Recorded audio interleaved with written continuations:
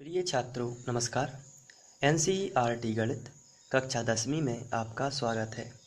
हम लोग प्रश्नावली 4.2 का प्रश्न क्रमांक 4 अब सॉल्व करेंगे, जिसमें दिया गया है दो क्रमागत धनात्मक पूर्णांक ज्ञात कीजिए जिनके वर्गों का योग 365 है। तो सबसे पहले हमें क्वेश्चन को ध्यान से पढ़ना है। इसमें लिखा है दो क्रमागत धनात्मक पूर्णांक। तो क्रमागत का मतलब होता है एक क्रम में। जैसे अगर इसको हम रफ में समझें, अगर मैंने कोई संख्या लिखी 5 और 5 के बाद एक क्रम आपसे पूछा कि 5 के बाद क्या आता है, तो आप कहोगे 6। इसका मतलब है कि 5 के बाद दो क्रमागत पूर्णांक यदि धनात्मक पूर्णांक चाहिए तो 5 और 6 हो सकते हैं, क्योंकि ये क्रमागत भी हैं और धनात्मक भी हैं। आपको यहाँ पर देखना है, क्वेश्चन में लिखा है दो क्रमागत धनात्मक पूर्णांक, तो ये पूर्णांक भी हैं, ये बटे में भी नहीं है। तो आपको ध्यान रखना है ये दो हैं, क्रमागत भी हैं क्योंकि एक क्रम के बाद है। जैसे 7 और 7 में एक जोड़ा तो कितना आया 8। तो 7 और 8 दोनों ही दो हैं, क्रमागत हैं और धनात्मक हैं और पूर्णांक हैं। तो इसी तरीके से अगर मैंने कहा आप दो धनात्मक पूर्णांक बताइए कोई भी, तो आप 11 और 12 लिख सकते हैं। अगर जैसे 2 है तो 2 के बाद दूसरा जो आएगा वो आएगा 3। 2 और 3 आपस में क्रमागत हैं, धनात्मक हैं और पूर्णांक हैं। तो इस तरीके से अगर हमें कोई भी धनात्मक पूर्णांक चाहिए जो क्रमागत हो, तो हम उसमें एक जोड़ देते हैं। जैसे 7 और 7 में एक जोड़ा तो आ गया 8। 5 में एक जोड़ा तो आ गया 6। 11 में एक जोड़ा तो आ गया 12। तो ये दोनों मिल गए। लेकिन हमें यहाँ पर दो क्रमागत धनात्मक पूर्णांक ज्ञात करना है, और जब भी ऐसे क्वेश्चन में हमें कुछ भी ज्ञात करना होता है तो हमें पता नहीं है कि क्या है वो क्रमागत धनात्मक पूर्णांक, तो ऐसी स्थिति में हम उसे x व y मान सकते हैं। लेकिन यहाँ पर क्रमागत है, इसलिए यदि हम इसको रफ में समझें, पहले को यदि हम x मानते हैं तो क्रमागत करने के लिए क्या करना पड़ता है, उसमें एक जोड़ना पड़ता है। तो यदि पहली संख्या x होगी तो दूसरी संख्या x + 1 हो जाएगी, क्योंकि यदि कोई संख्या 5 है तो उसकी क्रमागत 6 होती है, यानी 5 में एक जोड़ने पर ही आती है। लेकिन हमें मुख्य संख्या पता नहीं है तो हम उसको क्या मान लेते हैं x, तो दूसरी हो जाएगी क्रमागत x + 1। तो उसमें एक जोड़ दोगे, जो भी x का मान आएगा उसमें आप एक जोड़ दोगे तो वो अगला मान भी आ जाएगा जो क्रमागत होगा। तो इसी तरीके से हम मान लेते हैं माना वे दो क्रमागत संख्याएं x व x-1 हैं। तो यहाँ पर हमने दोनों क्रमागत संख्याओं को x व x-1 मान लिया है, क्योंकि क्रमागत शब्द जब भी आपको एग्जाम में आएगा तो आप x व x + 1 कर दोगे, यानी +1 का मतलब होता है उसकी तुरंत बाद की संख्या। अब हम लोग प्रश्न पढ़ेंगे, तो यहाँ पर हम लिख सकते हैं प्रश्नानुसार, और हम प्रश्न पढ़ लेते हैं। इसमें लिखा है दो क्रमागत धनात्मक पूर्णांक ज्ञात कीजिए जिनके वर्गों का योग 365 है। तो यहाँ पर हमें दिया गया है जिनके वर्गों का योग 365 है, और हमारे क्रमागत संख्याएं हमने मानी हुई हैं x व x-1, तो इनके वर्गों का योग कर देते हैं और बराबर में 365 लिख सकते हैं। पहली संख्या और दूसरी संख्या x + 1। क्वेश्चन में लिखा गया है जिनके वर्गों का, यानी कि हम इसका भी वर्ग कर देते हैं और इसका भी वर्ग कर देते हैं।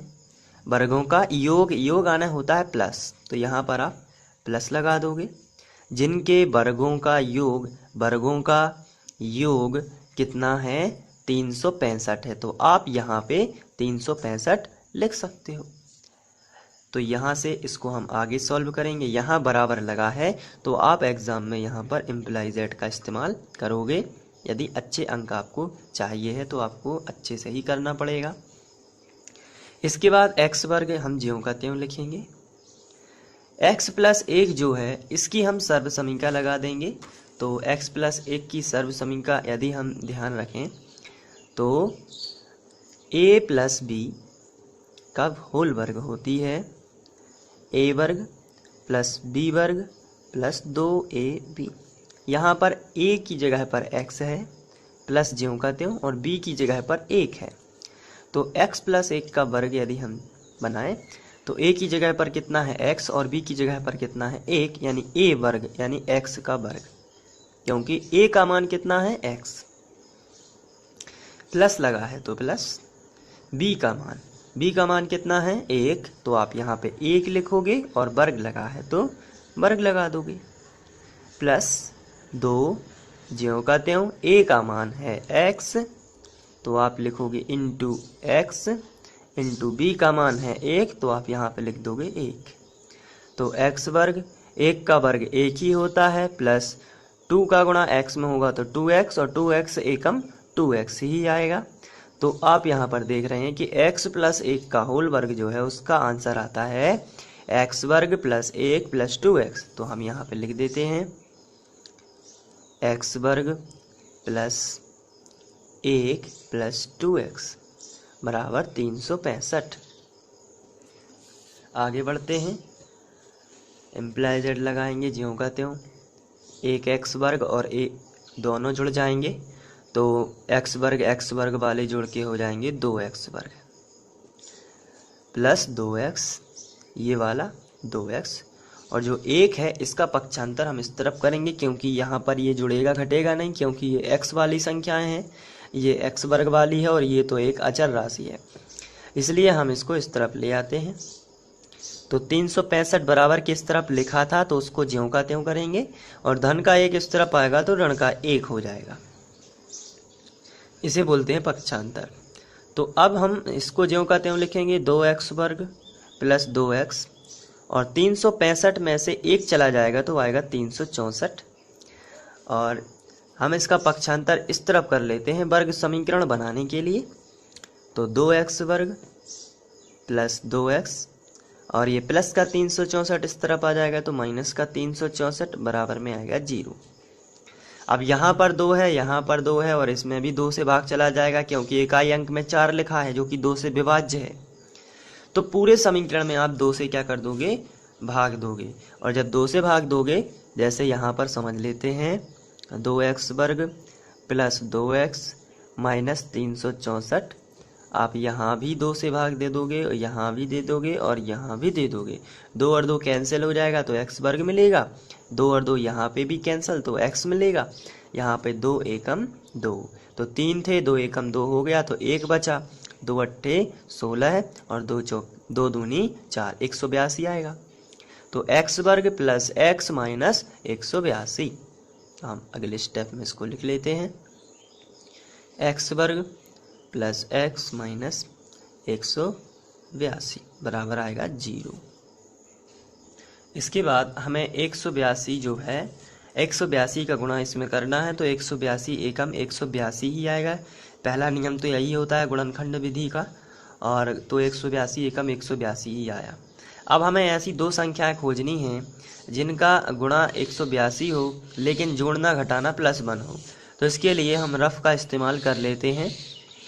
यहाँ पर यदि हम बात करें 182 की तो हम इसके गुणनखंड निकाल लेते हैं, 2 नाम 18, 2 एकम 2, 13 7 91 और 7 एकम 7। तो यहाँ पर हमने 182 के गुणनखंड निकाल लिए हैं। अब आपको ज़रा ध्यान से देखना है, यहाँ पर 13 का एक ग्रुप बना लेते हैं और 2 और 7 का एक, तो 7 दूनी कितना हो गया 14, तो 14 और 13 को यदि हम गुणा कर लेते हैं, चेक कर लेते हैं 182 आएगा क्योंकि ये इसी का गुणनखंड है। और यदि हम 14 और 13 हमें चाहिए +1, तो 14 जो है इसको कर देते हैं धन की संख्या और 13 जो है इसको कर देते हैं माइनस की, तो 14 में से 13 जाएंगे तो +x ही बचेगा। तो हमारी संख्या हमें मिलती है 14x माइनस 13x। हम यहाँ पर लिख लेते हैं x वर्ग plus 14x minus 13x minus 182 बराबर 0। अब हम कॉमन निकालेंगे, यहाँ पर 4 पद हो चुके हैं, 1 2 3 4, तो हम कॉमन निकाल लेते हैं। यहाँ पे आप देख रहे हैं कि यहाँ पे 14 है लेकिन यहाँ पे 14 नहीं है, लेकिन यहाँ पे x, यहाँ पे भी x है, लेकिन कम से कम एक ही x है दोनों के पास, क्योंकि x पर 2 की घात यदि कॉमन निकालोगे तो यहाँ पे नहीं है। तो आप क्या करो, यहाँ पे केवल x कॉमन निकाल लो। तो x पर 2 की घात है, अगर एक x कॉमन आ भी गया तो एक तो बच गया अंदर, प्लस लगा है तो प्लस। यहाँ पे एक x हमने कॉमन निकाला है तो केवल क्या बच गया, 14। अब यहाँ पर देख लेते हैं, यहाँ पर 13 है और 13 का 182 जो है 13 से 14 बार विभाज्य होगी, क्योंकि 13 और 14 का गुणा से तो 182 बनता है। तो माइनस का 13 हम उभयनिष्ठ ले लेंगे। और आपको मैं बता दूं, इसके पहले भी मैंने जो क्वेश्चन कराए हैं, मैंने बताया जब भी माइनस कॉमन हो तो अंदर का चिन्ह बदल जाता है। तो -13 कॉमन लिया तो x बचा अंदर, और ये माइनस का जो है ये काय में बदल जाएगा, प्लस में, और ये आएगा 14 बार चला जाएगा, बराबर आएगा 0। अब यहाँ पर दोनों में से उभयनिष्ठ आ जाएगा, x + 14, और बचेगा क्या, x - 13 बराबर 0। अब दोनों में बराबर में 0 ले लेते हैं, यानी x + 14 बराबर 0,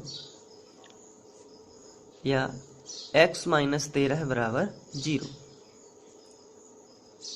तो x बराबर प्लस का 14 इस तरफ आएगा तो माइनस का 14 हो जाएगा, या x बराबर माइनस का 13 इस तरफ आएगा तो प्लस का 13।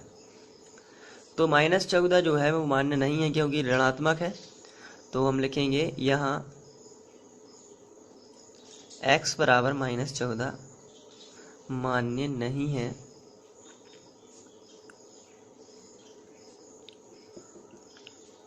क्योंकि यह एक ऋणात्मक संख्या है, और जबकि हमें क्रमागत धनात्मक पूर्णांक चाहिए, क्योंकि यह एक ऋणात्मक संख्या है।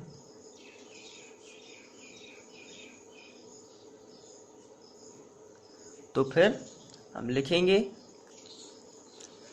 x बराबर 13 मान्य है, इसलिए वे दो क्रमागत संख्याएं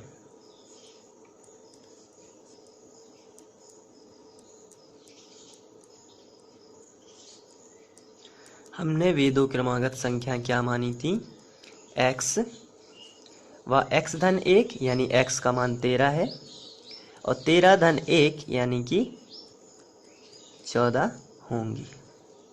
तो वे दो क्रमागत संख्या 13 और 14 होंगी। तो इस तरीके से आप इसको लिख सकते हैं और अच्छे से कर सकते हैं। तो यहाँ से आप इसको नोट कर सकते हैं।